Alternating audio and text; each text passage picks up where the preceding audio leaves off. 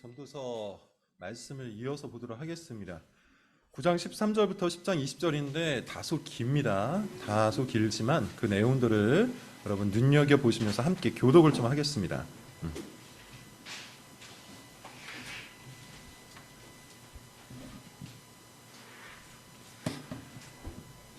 13절부터 10장 끝까지입니다. 내가 또 해 아래에서 지혜를 보고 내가 크게 여긴 것이 이러하니 곧 작고 인구가 많지 아니한 어떤 성읍에 큰 왕이 와서 그것을 에워싸고 큰 흉복을 쌓고 치고자 할 때 그 성읍 가운데에 가난한 지혜자가 있어서 그의 지혜로 그 성읍을 건진 그것이라. 그러나 그 가난한 자를 기억하는 사람이 없었도다. 그러므로 내가 이르기를 지혜가 힘보다 나으나 가난한 자의 지혜가 멸시를 받고 그의 말들을 사람들이 듣지 아니한다. 조용히 들리는 지혜자들의 말들이 우매한 자들을 다스리는 자의 호령보다 나으니라. 지혜가 무기보다 나으니라. 그러나 죄인한 사람이 많은 선을 무너지게 하느냐. 죽은 파리들이 향기름을 악취가 나게 하는 것 같이 적은 우매가 지혜와 존귀를 난처하게 만드느니라. 지혜자의 마음은 오른쪽에 있고 우매자의 마음은 왼쪽에 있느니라. 우매한 자는 길을 갈 때에도 지혜가 부족하여 각 사람에게 자기가 우매함을 말하느니라.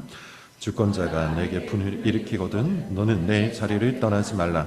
공손함이 큰 허물을 용서받게 하느니라. 내가 해 아래에서 한 가지 재난을 보았노니 곧 주권자에게서 나오는 허물이라. 우매한 자가 크게 높은 지위들을 얻고 부자들이 낮은 지위에 얻는다. 또 내가 보았노니 종들은 말을 타고 고관들은 종들처럼 땅에 걸어 다니는도다. 함종을 파는 자는 거기에 빠질 것이요 담을 허는 자는 뱀에게 물리라. 돌들을 떠내는 자는 그로 말미암아 상할 것이요 나무들을 쪼개는 자는 그로 말미암아 위험을 당하리라. 철 연장이 무뎌졌는데도 나를 걸지 아니하면 힘이 더 드니라. 오직 지혜는 성공하게 이르리라. 주술을 베풀기 전에 뱀에게 물렸으면 술객은 소용이 없느니라. 지혜자의 입의 말들은 은혜로나 우매자들의 입술은 자기를 삼키나니 그의 입의 말들의 시작은 우매여 그의 입의 결말들은 심히 미친 것이니라. 우매한 자는 말을 많이 하거니와 사람은 장래의 일을 알지 못하나니 나중에 일어날 일을 누가 그에게 알리리요. 우매한 자들의 수고는 자신을 피곤하게 할 뿐이라. 그들은 성읍에 들어갈 줄도 아지 못함이니라. 왕은 어리고 대신들은 아침부터 잔치하는 나라여 내게 화가 있다. 왕은 귀족들의 아들이요 대신들은 취하지 아니하고 기력을 보하려고 정한 때에 먹는 나라여 내게 복이 있도다. 게으른즉 석가래가 내려앉고 손을 놓은즉 집이 새냐. 잔치는 희락을 위하여 베푸는 것이요 포도주는 생명을 기쁘게 하는 것이나 돈은 범사에 이용되느니라. 심중에 왕을 저주하지 말며 침실에서라도 투자를 투자하지 말라. 공중의 새가 그 소리를 전하고 날 짐승이 그 일을 전한다. 전도서 20번째 시간이고요. 제목은 이겁니다. 지혜롭게 살라입니다. 지혜롭게 살라. 우리의 지식에 대해서 그리고 우리의 지혜에 대해서 전도서뿐만 아니라 성경의 전체의 그 맥락, 여러분 이것을 좀 잘 아셔야 됩니다. 안 그러면 전도서를 읽거나 아니면 성경을 읽으면서 지혜롭게 사는 것이 맞는 것인지 아니면 지혜를 다 버리고 그냥 은혜에 맡겨서 사는 것이 맞는 것인지 헷갈릴 수가 있기 때문이에요. 종종 이 부분에 대해서 헷갈리는 사람들이 굉장히 많죠. 은혜가 전부니 우리는 그냥 살다가 주님의 은혜를 만나고 주님의 은혜를 누리면 된다. 이렇게 주장하는 사람이 있는가 하면 그렇지 않다. 하나님께서 말씀하신 바가 있으니 우리는 지혜를 쫓아서만 살아야 한다. 이렇게 주장하는 사람도 있어요. 그래서 종종 사람들이 헷갈려 하기도 합니다. 지혜가 필요하다는 것인지 불필요하다는 것인지. 전도서를 읽으면 이런 혼란이 더욱더 가중되기도 하죠. 그래서 여러분 전도서에서 말하는 지혜가 그리고 성경 전체에서 말하고 있는 이 지혜가 도대체 무엇인지 어떠해야 하는지를 좀 잘 분별해서 알고 있어야 돼요. 두 가지를 말합니다. 첫째, 우리는 무지하다고 얘기하죠. 계속해서 얘기했던 거예요. 지난 시간에도 얘기했던 겁니다. 우리는 무지해요. 잘난 척하면서 이것저것을 다 아는 듯이 굴죠. 유튜브 등을 통해서 우리는 아주 쉽게 지식에 접속할 수 있어요. 구글 문서만 들여다봐도 수많은 논문들을, 전 세계에 있는 논문들을 다 살펴볼 수 있습니다. 심지어 몇천 년 전의 논문까지도 볼 수 있는 그런 시대예요. 그러면서 여러분 우리는 굉장히 많은 것을 아는 척, 잘난 척하지만 사실은 어떠하죠? 아는 것이 거의 없습니다. 이 세상은 우리가 아는 대로 돌아가지 않고요. 우리의 지식과 지혜를 따라서 움직이지 않기 때문이에요. 얼마나 많이 경험합니까? 우리가 파악할 수 있는 것은 우리 인생과 이 세상에 대해서 그리고 악에 대해서 불의와 부당함에 대해서 우리가 파악할 수 있는 것은 극히 적어요. 심지어 우리가 파악하고 우리가 얻은 그 지식조차도 우리에게 아무런 유익을 주지 못하는데 이 지식이 우리의 죽음을 막을 수가 없기 때문이죠. 우리는 지식과 지혜에 있어서 한계를 인정해야 합니다. 이것이 전도서가 말하는 바예요. 두 번째, 전도서가 말하는 것이 또 있어요. 그럼에도 불구하고 지혜를 추구하라고 해요. 지혜롭게 사는 것이 미련하게 사는 것보다 훨씬 나은 삶이기 때문이에요. 비록 우리가 지식에 있어서 우리의 한계를 인정해야 하겠지만 적어도 지금 여기에서 우리가 살아갈 때 더 나은 삶을 선택할 수 있는 지혜가 있다고 얘기합니다. 그것들을 찾아서 그것들을 적용하며 살라. 지혜롭게 살라. 이것이 전도서의 또 다른 맥락이에요. 성경 전체도 여러분 사실 마찬가지입니다. 성경은 지식에 대해서 두 가지는 말해요. 첫 번째는 하나님의 숨겨진 뜻입니다. 그리고 두 번째는 하나님의 나타난 뜻이죠. 첫째, 하나님의 숨겨진 뜻. 이게 뭡니까? 말 그대로 숨겨져 있다는 뜻이죠. 숨겨져 있으니 우리가 알 수 있습니까? 알 수 없습니까? 알 수가 없어요. 지나왔더니 이것이 다 하나님의 은혜였다. 이렇게 나중에 깨달을 뿐이죠. 이런 것들이 하나님의 숨겨진 뜻이에요. 도대체 왜 내 인생에 이런 일들이 있었는지, 도대체 왜 내 삶 속에 이런 사건들이 있었는지 우리는 지금 다 알 수가 없어요. 고통의 의미, 결핍의 목적, 이런 것들을 우리가 어떻게 알겠습니까? 그저 당할 뿐이죠. 그러나 시간이 흘러서 돌이켜보니 결국 하나님께서 자신의 선을 우리 인생 가운데 이루시기 위해 그런 것들을 안배해 놓으셨구나. 훗날 깨닫는 것, 이런 것들이 숨겨진 뜻입니다. 그래서 우리는 숨겨진 뜻 앞에서 은혜에 감사하게 되고 그분의 신비 속에서 예배를 하는 거예요. 그런데 어떤 사람들이 이것을 악용하죠. 숨겨진 뜻은 말 그대로 숨겨져 있는 겁니다. 알 수가 없어요. 어느 날 하나님께서 알게 하시면 알게 되는 겁니다. 그래서 은혜를 고백하는 것이고 감사로 예배하는 거예요. 그런데 이 숨겨진 뜻만 붙들고 아무것도 하지 않는 사람들이 있죠. 하나님의 은혜를 빙자해서 제 멋대로 사는 사람들이 있죠. 어차피 하나님께서 그의 숨겨진 뜻을 따라 내 인생에 선을 이루실 텐데 내가 뭐 굳이 이렇게 아둥바둥 살 필요가 있는가? 그것은 숨겨진 뜻을 받드는 태도가 아닙니다. 하나님께서 자신의 뜻을 숨기실 때는 이유가 있어요. 우리로 하여금 우리의 무력함과 무지함을 깨닫고 주님의 은혜를 더욱더 의지하라고 주님의 뜻을 숨기시는 거예요. 그래서 하나님을 제대로 믿도록 숨기시는 것이죠. 우리가 하나님의 뜻을 모조리 파악할 수 있다면, 하나님의 숨겨진 뜻까지 우리가 모조리 알 수 있다면 하나님을 제대로 믿을 수 있을까요? 금방 잘난 척하고 하나님과 같은 자리에 앉으려고 할 겁니다. 그래서 하나님께서는 의도적으로 하나님의 뜻을 숨기시는 겁니다. 그러나 하나님은 우리가 알아야 할 모든 것들을, 마땅히 행해야 할 모든 것들을, 믿어야 할 모든 것들을 분명하게 나타내시기도 하죠. 그게 하나님의 나타난 뜻이에요. 우리는 이 하나님의 나타난 뜻을 따라 하나님을 알게 되고 이 하나님의 나타난 뜻을 따라 하나님께 순종하는 겁니다. 그게 뭐죠? 성경이에요. 성경은 하나님의 나타난 뜻입니다. 성경은 하나님의 지혜입니다. 우리가 알아야 할 모든 것들이 다 성경 속에 담겨 있어요. 성경을 통해 우리는 믿어야 할 것과 행해야 할 것들을 배웁니다. 그리고 그것이 우리 인생의 가장 완벽한 지혜라는 것도 배우죠. 그러므로 하나님을 정말로 믿는 사람은 하나님의 숨겨진 뜻 앞에서 방종하지 않고 하나님의 나타난 뜻에 순종하는 거예요. 자, 이것이 바로 지식과 지혜를 대하는 전도서의 입장이에요. 성경 전체의 입장입니다. 한편으로는 우리의 무지와 무력을 깨닫는 것이고 한편으로는 하나님의 뜻 앞에 순종하는 거예요. 지혜가 필요하다는 것인지 불필요하다는 것인지 헷갈려 할 필요가 전혀 없습니다. 오늘 본문을 여러 번 보세요. 전도자의 관찰이 계속되죠. 이번에는 어떤 도시를 관찰하고 있어요. 자, 본문을 같이 한번 읽어볼까요? 9장 13절부터 17절인데요. 같이 한번 읽어보겠습니다. 자, 여러분부터 한번 읽어볼게요. 13절입니다. 시작. 또 회화에서 죄를 보고 내가 크게 여긴 것이 이런 곧 작고 인구가 많지 아니한 어떤 성읍에 큰 왕이 와서 그것을 에워싸고 큰 흉벽을 쌓고 치고자 할 때 그 성읍 가운데 가난한 자가 있어서 그의 지혜로 그 성읍을 건진 그것이라. 그러나 그 가난한 자를 기억하는 사람이 없어. 그러므로 내가 이르기를 지혜가 힘보다 나으나 가난한 자의 지혜가 멸시를 받고 그의 말들을 사람들이 듣지 아니한다 하였노라. 조용히 들리는 지혜자들의 말이 우매한 자들을 다스리는 자의 호령보다 나아. 어떻습니까, 여러분? 13절을 주목하시면 이미 결론이 나와 있어요. 뭐라고 얘기하고 있죠? 지혜를 크게 여긴다고 하죠. 지혜를 크게 여긴다. 전도자는, 솔로몬은 지금 지혜가 굉장히 중요하다고 강조하고 있는 겁니다. 한마디로 전도자는 지혜를 높이고 우리에게 지혜를 추구하라고 말하고 있는 거예요. 전도자가 관찰하고 있는 것은 뭐죠? 어떤 하나의 도시가 있습니다. 작은 도시라고 하죠. 그런데 그 도시에 큰 왕이 찾아왔어요. 쳐들어왔어요.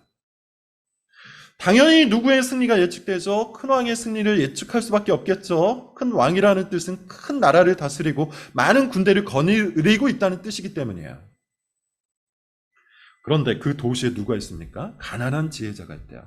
왜 하필 가난한 지혜자일까요? 그가 지혜 외에 아무것도 갖고 있지 않기 때문이에요. 오직 지혜만 갖고 있는 거예요. 자, 어찌됐든 간에 이 지혜자의 지혜로 인해서 도시가 구원을 얻어요. 그렇다면 이제 사람들이 이 지혜자를 어떻게 대해야 마땅하죠? 원래대로라면 그를 높여주고 그를 칭송해 주어야 마땅하죠. 그런데 15절 16절을 보니 어떠합니까? 기억하지도 못한대요. 심지어 멸시를 하고 그의 말을 듣지도 않는답니다. 인류 역사에서 이런 일들은 참 많이 있었습니다. 예를 들어 소크라테스 어떨까요? 지혜로운 사람이었죠. 철학자였습니다. 그렇지만 어리석은 정치인들과 민중들에 의해서 죽임을 당했죠. 그의 지혜가 한 도시, 한 나라를 살린 만큼 컸지만 어리석은 사람들이 그를 죽여버렸어요. 우리나라에서는 이순신 같은 분 어떨까요? 유일하게 깨어서 일본의 침략을 막을 만한 지혜를 갖고 있었는데 참 어이없게도 모함에 의해서 감옥살이를 했었죠. 무엇보다도 오늘 이 본문은 우리 주 예수 그리스도에 관한 겁니다. 예수님이 그렇지 않습니까? 참된 지혜요. 이 땅에 성육신하여 찾아오신 하나님의 지혜 그 자체인데 당시의 지도자들과 어리석은 백성들로 인해서 멸시를 받았어요. 모욕을 당했어요. 그리고 죽임까지 당했습니다. 사실 여러분 이런 일들은 교회 안에서도 비일비재해요. 신실한 사람들의 목소리가 무시를 당합니다. 교활하고 어리석은 사람들의 목소리가 더 신뢰를 얻습니다. 이런 교회가 얼마나 많은지 모릅니다. 지혜자의 조언과 권면은 경멸을 당하고 본성을 자극하는 사람들의 말에는 사람들이 모이죠. 현실이 이렇게 비틀어져 있다는 겁니다. 그럼에도 불구하고 여러분 무엇을 믿어야 돼요? 우리는 무엇을 믿습니까? 17절과 18절 앞부분을 여러분 한번 보십시오. 무엇을 믿어야 합니까? 조용히 들리는 지혜자들의 말들이 우매한 자들을 다스리는 자의 호령보다 나으니라. 지혜가 무기보다 나으니라. 뭘 믿어야 합니까? 비록 형실이 녹록지 않지만 지혜자들이 어리석은 자들에 의해서 멸시를 당하고 지혜로운 사람의 목소리가 교활하고 미련한 사람의 목소리에 묻힌다 할지라도 우리는 지혜를 믿어야 돼요. 지혜는 여전히 힘이 있고 지혜는 여전히 생명이 있고 그 지혜로 말미암아 사람들이 구원을 받고 생명을 얻는다는 그 사실을 믿어야 돼요.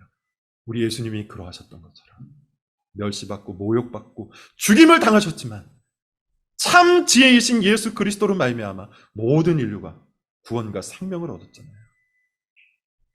그러니 여러분 우리는 지혜를 믿어야 합니다. 그리고 지혜를 추구해야 합니다. 기억하는 사람이 있을지 모르겠습니다. 지혜라는 설교를 몇 개월간 했었는데요. 과연 여러분 중에 몇 명이나 지혜로운 선택을 지금 하고 있는지 모르겠습니다. 교회에서 얼마나 지혜롭게 생활하고 있는지, 일상에서 또한 얼마나 하나님의 지혜를 쫓고 있는지 잘 모르겠어요. 그때 그 설교에서 거의 항상 이렇게 마무리했던 것 같습니다. 한 사람이라도 이 설교를 듣고 하나님의 지혜를 추구할 수 있다면 우리 교회가 달라질 것이다. 한 사람이라도 지혜자가 될 수 있다면 이 설교는 성공한 것이다. 이렇게 말했는데 정말 그렇죠. 한 명의 지혜자가 도시를 구하기 때문이에요. 본문을 보세요. 한 사람의 지혜자. 그 한 사람의 지혜자가 큰 왕의 침략에서 작은 도시를 구원해내잖아요. 예수님을 쫓는, 예수 그리스도의 지혜를 닮아가는 그 한 명이 생명을 구합니다. 교회를 구합니다. 공동체를 살립니다. 비록 그것이 때로는 멸시를 받고 그것이 때로는 무시를 당하고 대다수의 사람들이 그 말을 듣지 않는다 해도 정말로 지혜를 추구하는 사람이 단 한 명이라도 있다면 그 사람을 통해서 공동체가 구원을 받는 거예요. 그래서 저는 오늘 본문을 통해서 다시 한번 호소합니다. 한 사람이라도 지혜를 추구할 수 있기를 바랍니다. 제 멋대로, 제 본성대로, 자기 기질대로, 자기 관성대로 행하지 않고 사람들에게 휩쓸려서 행하지 않고 무시와 멸시를 감수하고 하나님의 지혜를 추구하는 한 사람, 그 지혜로운 한 사람이 우리 교회를 살릴 수 있으리라 믿습니다. 지혜로운 한 사람이 사람들을 인도하기 때문이죠. 안타깝게도 이 한 사람의 원리는 그 반대로도 적용이 된다고 하죠. 본문을 여러분 한번 보세요. 9장 18절 뒷부분과 10장 1절입니다. 그러나 죄인 한 사람이 많은 선을 무너지게 하느니라. 죽은 파리들이 향기름을 악취가 나게 하는 것 같이 적은 우매가 지혜와 존귀를 난처하게 만드니라. 지금 전도자는 계속해서 공동체적 관점에서 얘기를 하고 있는 겁니다. 이 지혜라는 것이 혼자 있을 때 무슨 지혜가 필요하겠습니까? 항상 공동체 속에서 지혜가 필요한 거죠. 죄인 한 사람이 많은 선을 무너지게 한답니다. 어리석은 한 사람이 공동체를 어리석음으로 물들인다는 뜻이에요. 미련하고 악한 한 사람이 등장하면요, 공동체 전체에 그 악영향을 미치게 된다는 것이죠. 그래서 제가 성경 문답을 가르칠 때 어떤 역사적 사건에서 첫 번째 범죄나 첫 번째 악이 드러났을 때 하나님께서 아주 강한 징벌을 한다고 그런 이야기를 했던 겁니다. 대표적인 사건 혹시 여러분 기억하십니까? 아간의 범죄.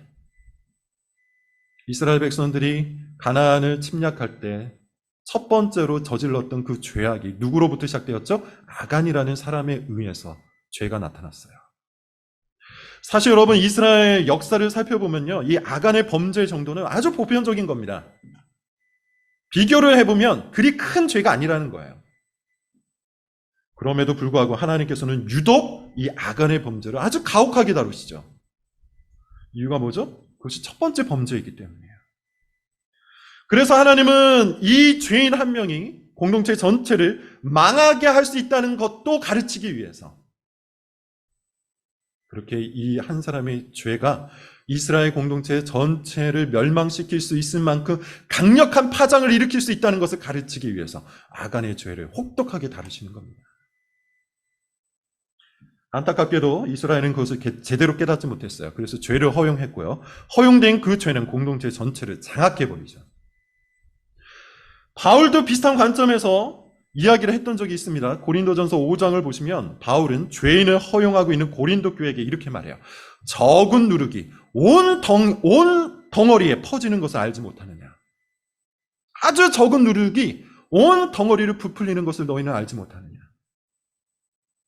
비록 죄를 지은 사람은 소수에 불과하다 해도 그 사람에게 아무런 징계도 하지 않고 그냥 허용할 때 그 죄가 교회 전체를 장악해버린다는 것이죠. 오늘 본문 10장 1절은요, 지금 말씀드린 아간의 범죄, 고린도 교회의 범죄를 더 실감나게 비유합니다.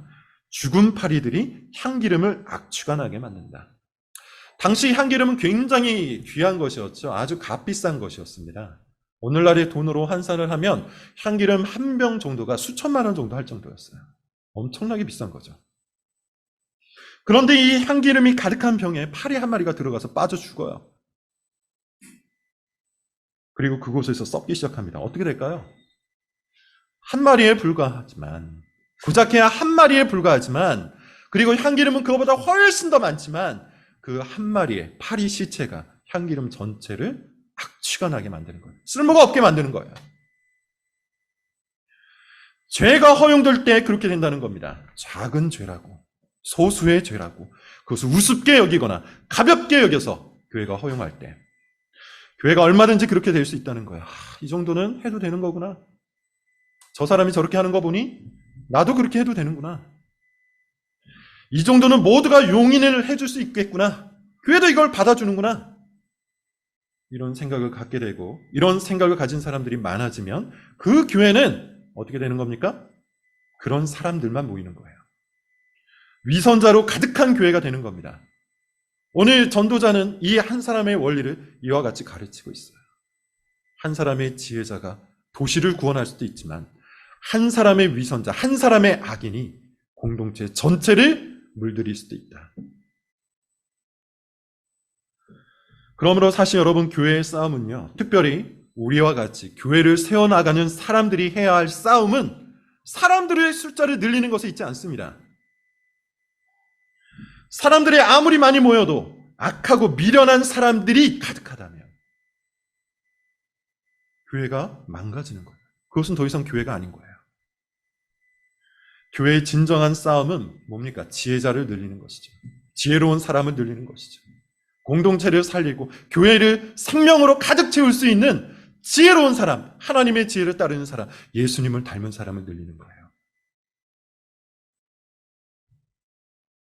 그래서 어리석고 미련한 사람을 분별해야 되고 지혜롭고 현명한 사람들을 세워줘야 되는 것이죠. 누누이 말하지만 교회는 일반 조직과 다릅니다. 회사와 다릅니다. 공공기관과 다릅니다. 회사나 공공기관에서는 이런 것들이 사실 그리 중요하지 않아요. 뭐 중요합니까? 능력이 중요하죠. 능력이 있으면 어지간한 것들은 다 용서가 됩니다. 그래서 좋은 리더, 회사나 공공기관 같은 일반 조직에서의 좋은 리더는 어떤 사람일까요? 능력을 이끌어내고 그 능력을 따라 적절하게 일을 분배해주는 사람일 수 있어요. 모든 사람들과 다 화평하게 지내고. 그러나 교회는 다르죠. 교회는 능력만 가지고 사람을 배치하지 않습니다. 능력을 이끌어내는 것에도 그렇게 큰 비중을 두지 않습니다. 그것보다 그가 과연 하나님의 지혜를 쫓는 자인지, 그가 과연 우리 주 예수 그리스도를 쫓아 모든 멸시를 감수하고 주님의 지혜를 따르는 사람인지, 아니면 그가 어리석고 미련한 사람인지, 세상 지혜를 쫓는 사람인지, 그것을 분별하는 것에서 시작되는 거예요. 지혜로운 한 사람이 리더의 자리에 있으면 그가 교회를 살리겠지만 어리석은 한 사람이 리더의 자리에 있으면 그가 교회를 망치는 겁니다. 그러므로 여러분, 다시 한번 말하지만 우린 지혜의 싸움을 벌여야 돼요. 지혜로운 사람이 되어야 합니다. 지혜로운 사람을 일으켜야 합니다. 지혜로운 사람을 세워줘야 합니다. 지혜로운 사람이 멸시받고 지혜로운 사람이 모욕당하지 않도록 그를 높여줄 수 있어야 된다는 거예요. 그것이 교회를 살리는 일이죠. 자, 그렇다면 어떻게 그렇게 할 수 있을까요? 오늘 본문 10장 2절 3절입니다. 10장 2절 3절 같이 한번 읽어볼게요. 시작. 지혜자의 마음은 오른쪽에 있고 우매자의 마음은 왼쪽에 있느니라. 우매한 자는 길을 갈 때에도 지혜가 부족하여 각 사람에게 자기가 우매함. 어떻게 그렇게 할 수 있을까요? 어떻게 지혜자를 높이고 어리석은 자를 분별할 수 있을까요?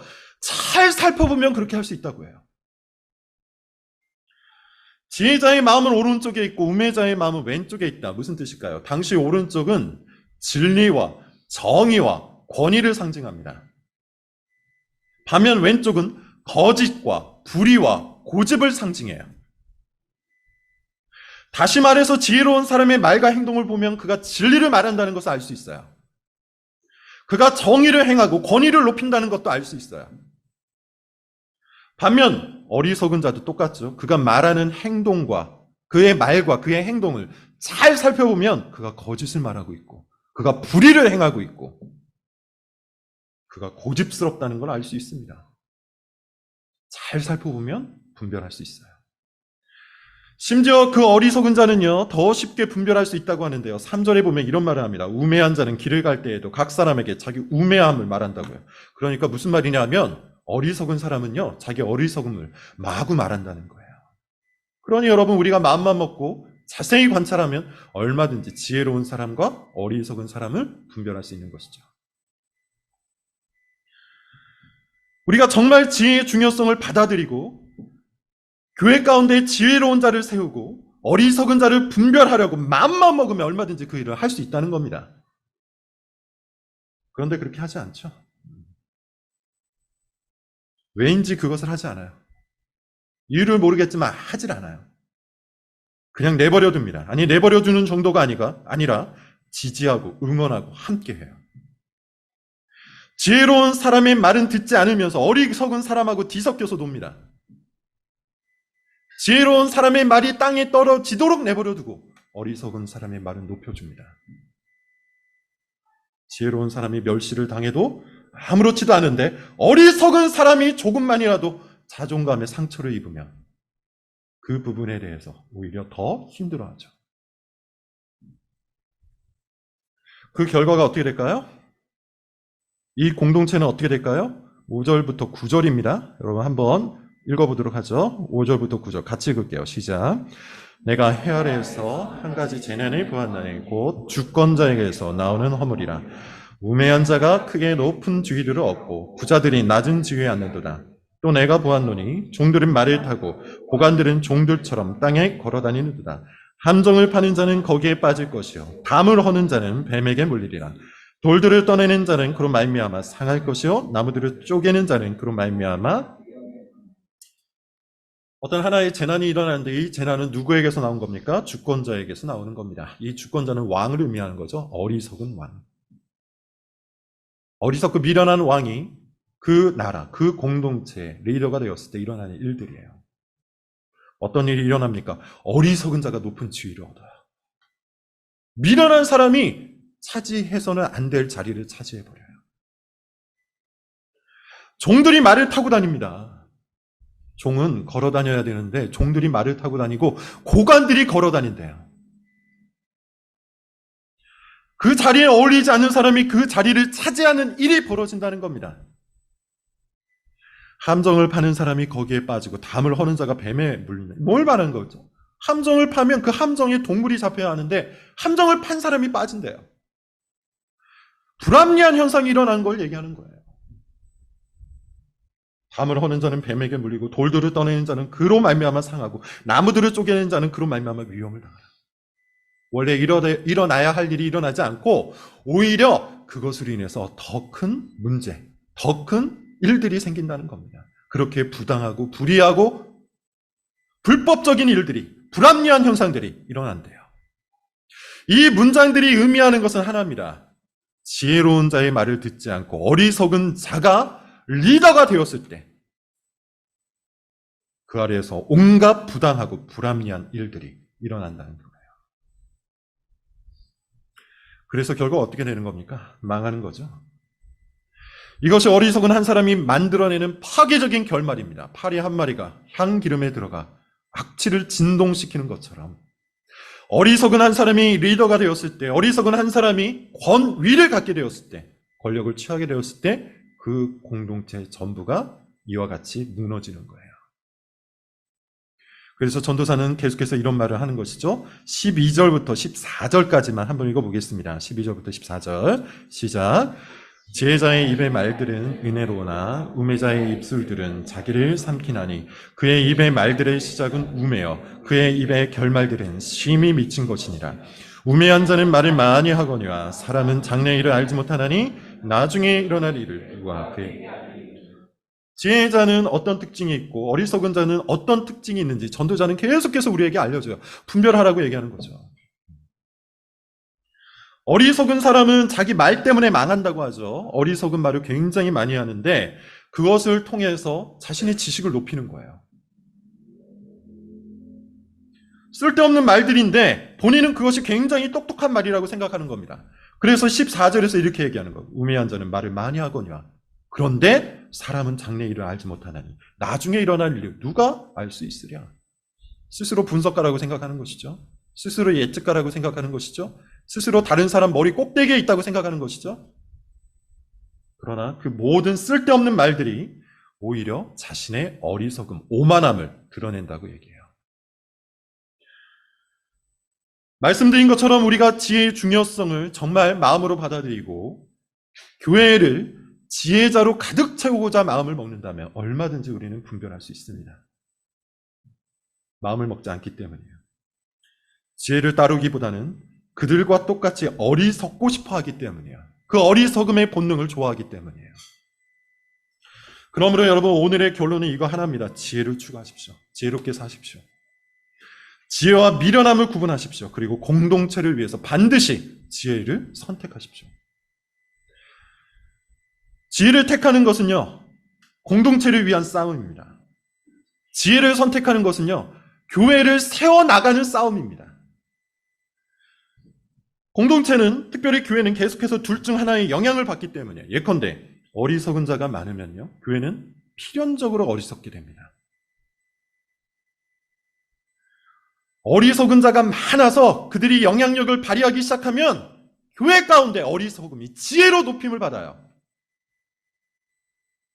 세속적 지혜가 하나님의 지혜인 것처럼 위장돼서 들어온다는 겁니다.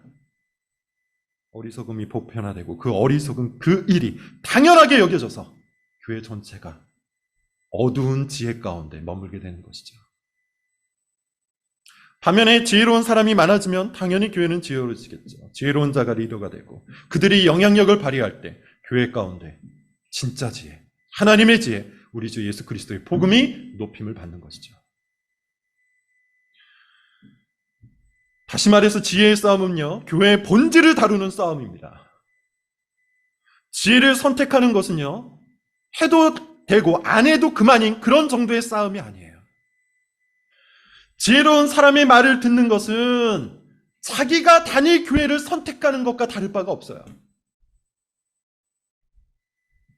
어리석은 사람을 지지하고 그들을 허용하고 그들과 함께 어울리는 것은 어리석고 미련한 교회를 다니겠다는 의지의 표현과 같다는 겁니다.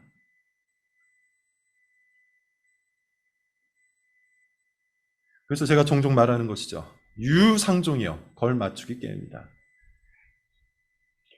어리석은 자가 어리석은 자를 좋아하는 거예요. 미련한 자가 미련한 자와 함께하는 겁니다. 이유가 어디 있을까요? 구분이 안 되기 때문이죠.